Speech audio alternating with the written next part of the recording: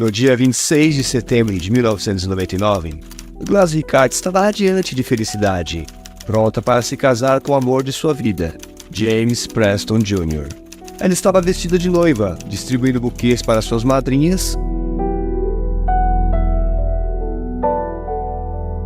quando de repente, um homem de terno entrou na sala de estar e tragicamente mudou seu destino para sempre.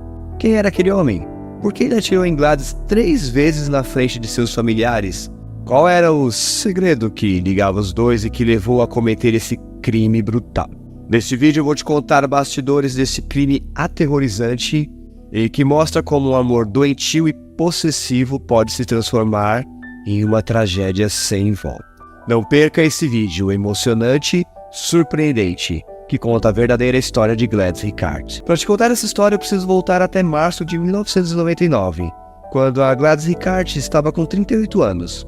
Ela estava andando apressada pelas ruas de Nova York. Era hora de seu almoço e ela tinha que voltar para o trabalho. Naquele pequeno intervalo de tempo, então, ela conheceu James Preston Jr. O James trabalhava como contador, ali próximo do emprego de Gladys. Aquele rapaz de origem latina atraiu a atenção de Gladys. Os dois então começaram a conversar e dali você pode imaginar, surgiu o romance. Eles começaram a namorar então e os dois se apaixonaram profundamente. Ter conhecido James despertou em Gladys uma nova possibilidade de alcançar o amor. A moça era divorciada de um primeiro relacionamento que não havia dado certo. E também estava sobrevivendo há quase 10 anos de um outro relacionamento intenso. Esse relacionamento eu vou te contar um pouquinho mais tarde. A Gladys conheceu o James então em março e em maio eles já estavam ali organizando-se para se casar. O James então pediu a Gladys em casamento e a garota aceitou com um sorriso no olhar. Os dois já sabiam muito bem o que queriam e logo se apressaram para marcar aquele casamento. E escolheram a data, o dia 26 de setembro, daquele mesmo ano em que se conheceram. Após alguns meses então, finalmente chegou o dia do casamento de Gladys e James. Aquele era para ser o dia mais feliz da vida de Gladys, porém, acabou sendo o pior e último dia de sua vida. Era domingo, dia 26 de setembro, em Nova Jersey, o bairro de Richfield, que era onde Gladys morava. Todos estavam reunidos na casa de Gladys, se aprontando para seguirem logo para a igreja, onde seria realizada a cerimônia. O ambiente de festa daquela casa estava muito legal.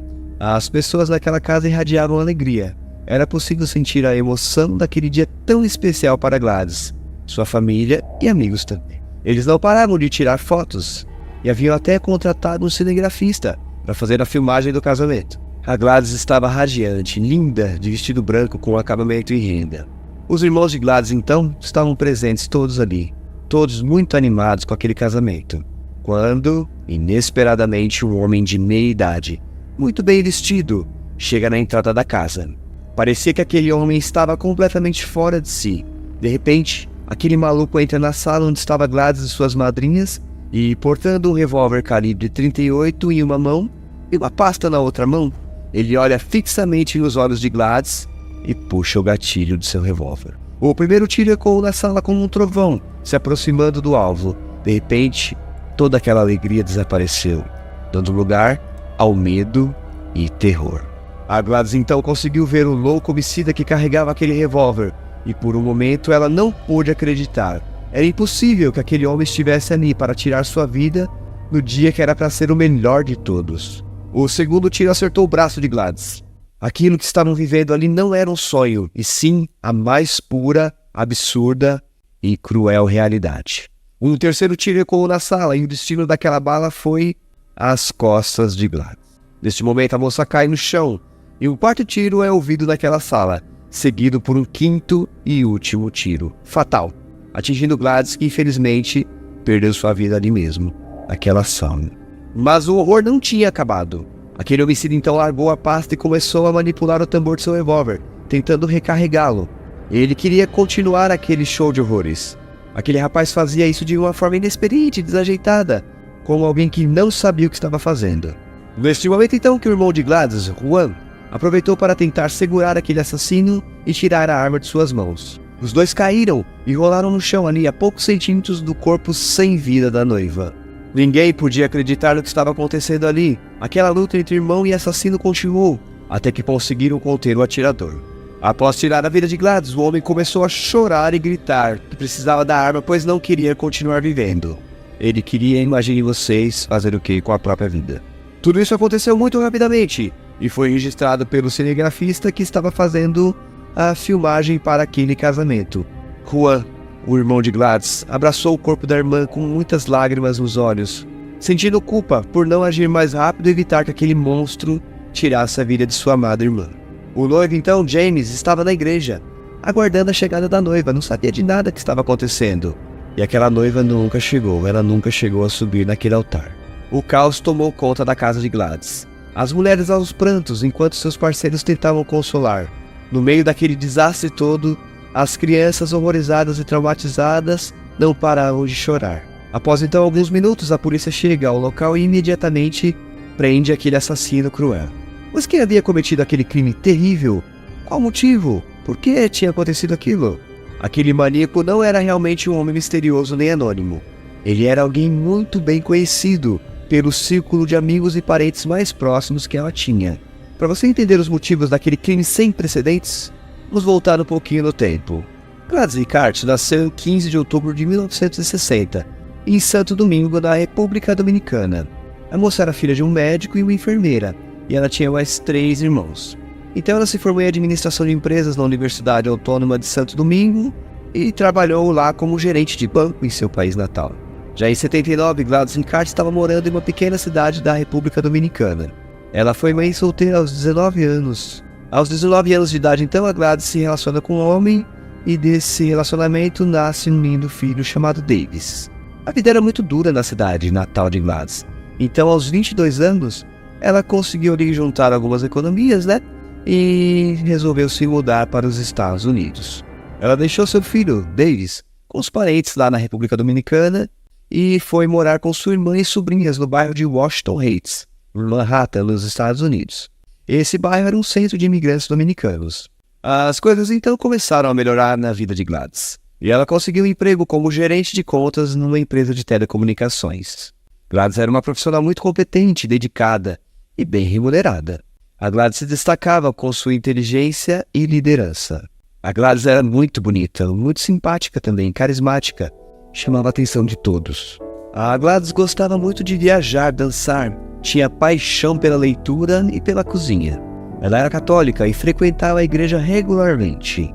Gladys aprendeu inglês primeiro, então estudou contabilidade em uma faculdade local. Mesmo enquanto ela estava trabalhando ali nos Estados Unidos, ela estudava e conseguiu economizar dinheiro suficiente depois de 4 anos muito longos. Com esse valor que ela conseguiu economizar, ela trouxe seu filho para os Estados Unidos. Em 1989, 6 anos após a sua chegada nos Estados Unidos, a Gladys havia conseguido o cargo de supervisora do departamento de contabilidade de uma empresa, no centro de Manhattan. Gladys era muito ambiciosa, mas nunca perdeu seu lado divertido. A vida de Gladys então sofre uma reviravolta quando ela conheceu Agustín Garcia, um empresário rico e influente, que era presidente da Câmara de Comércio de Washington Heights, um bairro de Nova York com uma grande população dominicana. Garcia morava nos Estados Unidos há mais de 25 anos. Segundo todos que conheciam Garcia, ele era um homem altamente considerado e respeitado também. Era aquele tipo de pessoa admirada por todos.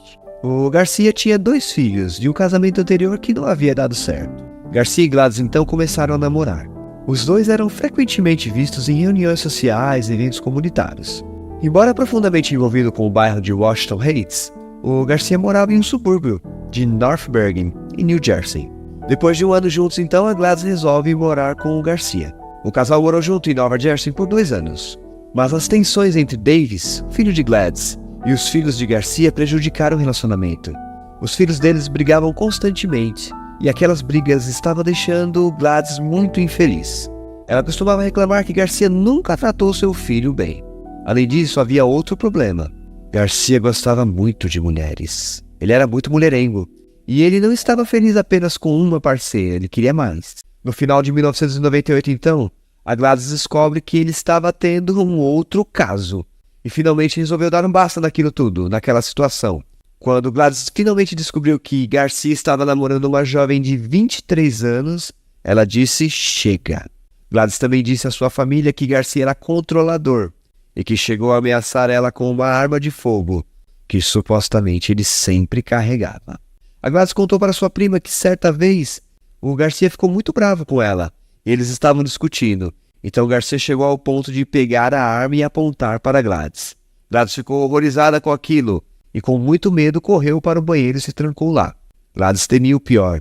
E assim que Gladys descobriu a traição de Garcia, aquilo foi a gota d'água. Então ela resolveu terminar aquele relacionamento tóxico. O Garcia então fez várias coisas para tentar reconquistar Gladys. Ele ligava para ela constantemente, mais de 20 vezes por dia, implorando ali para que ela voltasse para ele. Imagina você que o Garcia chegou a ligar 20 vezes no mesmo dia para Gladys, implorando para que ela voltasse para ele. Mas ela estava decidida, disse não todas as vezes.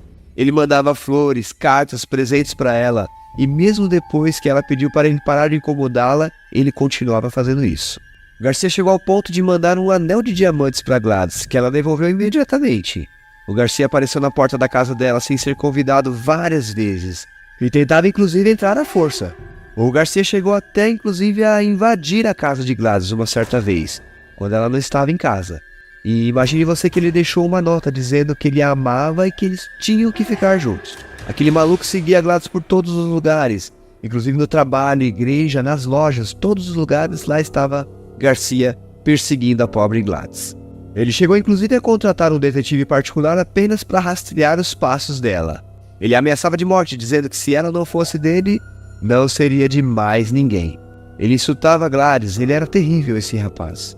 Após alguns meses então, a Gladys conseguiu se livrar disso e se envolveu com outra pessoa. James Preston Jr. era um contador, que trabalhava próximo do emprego de Gladys. Eles se conheceram ali no intervalo do almoço de Gladys, em março de 1999, e logo se apaixonaram. Gladys e James tinham muitas coisas em comuns, como o gosto pela leitura, pela música, pelo cinema. Eles começaram então a namorar e em poucos meses ficaram noivos. James Preston Jr. era solteiro, nunca tinha se casado antes e não tinha filhos também. Ele era gentil e carinhoso com Gladys e tratava ela com muito amor e cuidado. Ele era também bem-humorado, divertido e fazia Gladys feliz. Ele era o homem dos sonhos de Gladys Ricard. E ela estava ansiosa para se casar com ele e construir uma família. Eles então rapidamente planejaram se casarem. E a data escolhida foi dia 26 de setembro daquele mesmo ano que se conheceram, 1999. Eles escolheram uma igreja em Nova York. E também decidiram dar uma festa em um hotel de luxo ali do bairro de Nova York. Os noivos então convidaram sua família e amigos para a cerimônia. Compraram alianças, o vestido de noiva e tudo o que precisava para o grande dia. Mas Garcia parecia não querer deixar seu relacionamento com Gladys terminar. Os vizinhos frequentemente viam Garcia passando e estacionando perto da casa de Gladys, em horários estranhos, inclusive à noite. Garcia era uma pessoa possessiva, ele não acreditava que Gladys tivesse o direito de tomar suas próprias decisões. Em sua mente psicopata, Gladys era uma propriedade que pertencia apenas a ele e a mais ninguém. Poucas semanas antes do casamento, o Augustin foi até a casa de Gladys em Redfield, Nova Jersey, e começou, imagine você, a jogar pedras na janela, gritando que ela era dele e que ele a amava. A Gladys estava dentro da casa com seu noivo, que tentou acalmá-la e protegê-la. Eles chamaram a polícia, mas Garcia fugiu antes que a polícia chegasse. A Gladys ficou muito assustada e nervosa com aquela situação, mas preferiu não denunciar Garcia, pois tinha medo que ele fizesse algo pior. Ela também não quis contar aos seus familiares e amigos sobre o que aconteceu para não preocupá-los. Ela profundamente esperava que Garcia a deixasse em paz, mas infelizmente ele não desistiu de seu plano macabro. Enfim, chegou o dia do casamento. Eles planejaram se casar no dia 26 de setembro de 1999, em uma igreja em Nova York, com uma festa em um hotel de luxo. Eles convidaram sua família e amigos para a cerimônia, e compraram as alianças, o vestido de noiva, tudo o que precisavam para o grande dia. O casal estava radiante de felicidade e esperança. No dia do casamento, Gladys acordou cedo, se arrumou com a ajuda de sua mãe, suas irmãs e suas madrinhas. Ela colocou o seu vestido de noiva branco, lindo e impecável, com rendas e pérolas, que custou mais de $3.000. Ela estava muito linda e feliz. Ela distribuiu buquês de flores para suas madrinhas e tirou fotos com elas. Ela também recebeu a visita de seu pai, que a abraçou e a beijou, dizendo que estava muito orgulhoso da filha. Ela estava emocionada e ansiosa para ver o seu noivo e se casar com ele. Gladys tinha certeza que aquele seria o dia mais feliz de sua vida. Enquanto isso, o noivo, James, estava também se arrumando com a ajuda de seu pai, seus irmãos e seus padrinhos também. Ele vestiu seu terno escuro, bonito, e colocou sua aliança no bolso. O noivo estava muito nervoso e animado. James Preston então chegou a ligar para Gladys e disse para ela que amava, que não via a hora de vê-la. No início daquela tarde, os familiares notaram algo muito estranho lá fora. Aquele maluco, Garcia, ele estava circulando pela vizinhança em seu carro. O irmão de Gladys então viu Garcia passar de carro umas 3 vezes ali pelo local. O irmão quis logo contar para Gladys o que estava acontecendo, mas para evitar que ela ficasse nervosa no dia de seu casamento, eles resolveram não contar nada para ela. E o Augustin continuava ali fazendo a ronda, então rondando a casa deles. Enquanto a Gladys fazia ali a entrega de flores para as damas de honra, o Garcia então estacionou sua SUV perto da casa. O irmão de Gladys logo correu até o carro de Garcia para ver o que ele estava fazendo ali. E o Garcia disse que só queria cumprimentar a noiva e ir embora, sem causar maiores problemas. Depois de muito relutar, o irmão de Gladys resolveu consentir que a Agustin Garcia entrasse naquela sala e cumprimentasse sua irmã. O Garcia então caminhou calmamente até a casa, cumprimentando o amigo ao passar. O irmão de Gladys seguiu logo atrás. Ele sabia que Garcia estava tramando algo, só não sabia o que. A Gladys não sabia que seu ex-namorado estava lá fora. Ele estava vestido de terno escuro e carregava uma pasta em uma mão. Dentro da pasta, como já sabemos, havia um revólver calibre 38, que ele comprou para matar Gladys. Ele estava obcecado por ela e não aceitava que ela tivesse terminado o namoro com ele e ficado noivo de outro rapaz. Depois de entrar naquela sala, então, sabemos o que Garcia fez. Disparou 5 tiros em Gladys Ricard. Mark Bendo foi um dos detetives de homicídios designados para o caso. Os investigadores então descobriram rapidamente que o crime havia sido gravado pela cinegrafista do casamento. Aquela fita de vídeo então por si só já era a prova fatal do crime. E foi muito fácil o trabalho então dos investigadores, pois tinham ali aquele material em mãos. No dia do seu julgamento, Garcia alegou que agiu por ciúmes, que estava arrependido do que havia feito. Garcia disse ao detetive Robert Anzalot que naquele dia ele estava a caminho de sua casa em Nova Jersey para palestrar em um evento em Manhattan. Ele decidiu simplesmente passar pela casa de Gladys e ele disse que ficou surpreso ao ver toda aquela atividade na casa. Então resolveu parar para descobrir o que estava acontecendo. Ele afirmou que não sabia que Gladys iria se casar naquele dia. Para a polícia, Garcia disse que amava Gladys e que não aceitava que ela se casasse com outro homem.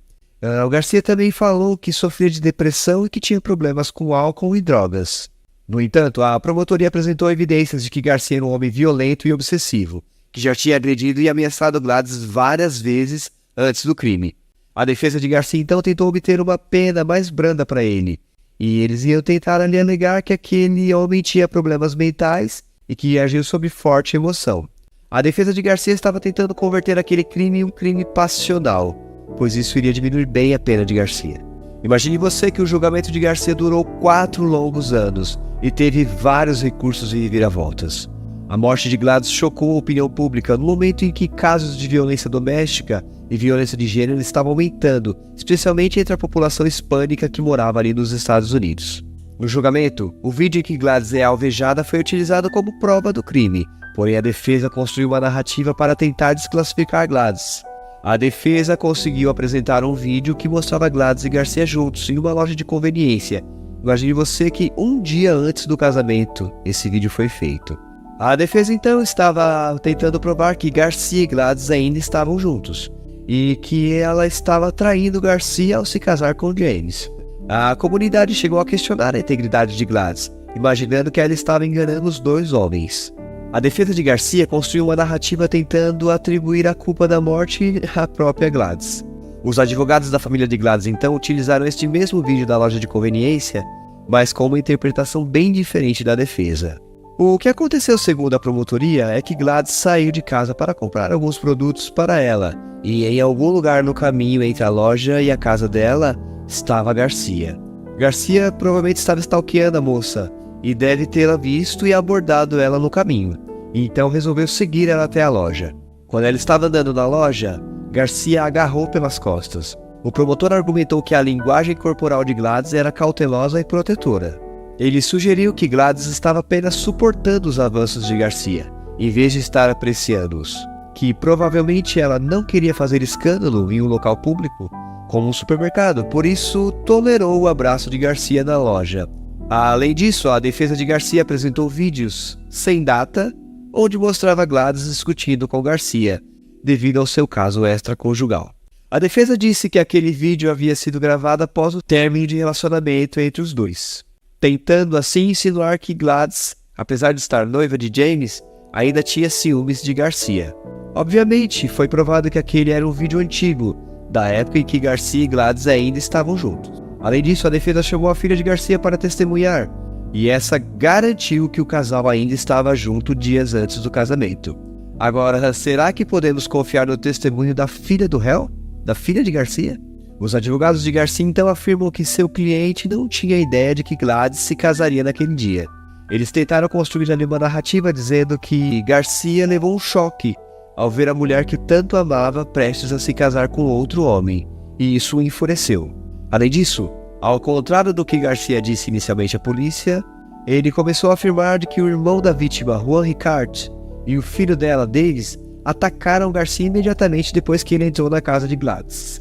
Estas duas provocações, então, levaram Garcia a cometer um crime passional. Este seria o ponto focal da defesa de Garcia. Em 16 de outubro, então, 2 semanas após o início do julgamento, Agustín Garcia depôs em sua própria defesa. Os advogados de Garcia, então, prepararam o júri para ouvir sobre o choque que Garcia teria ao ver a mulher que ele acreditava ser sua namorada se casando com outra pessoa. E então a resposta de Garcia a esse choque seria aquela violência que resultou na morte de Gladys. Mas o próprio Garcia contradisse isso. Ele contou uma história completamente diferente. Garcia contou que entrou com bastante calma e foi atacado pelo irmão da vítima e pelo filho dela, e que enfiou a mão na bolsa então para sacar a arma, apenas para se defender, se proteger.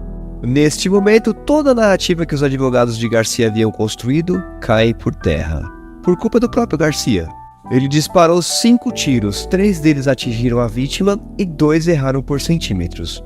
Considerando que, se você estiver atirando para se defender, você esperaria que algumas balas atingissem as pessoas que estão te agredindo, correto?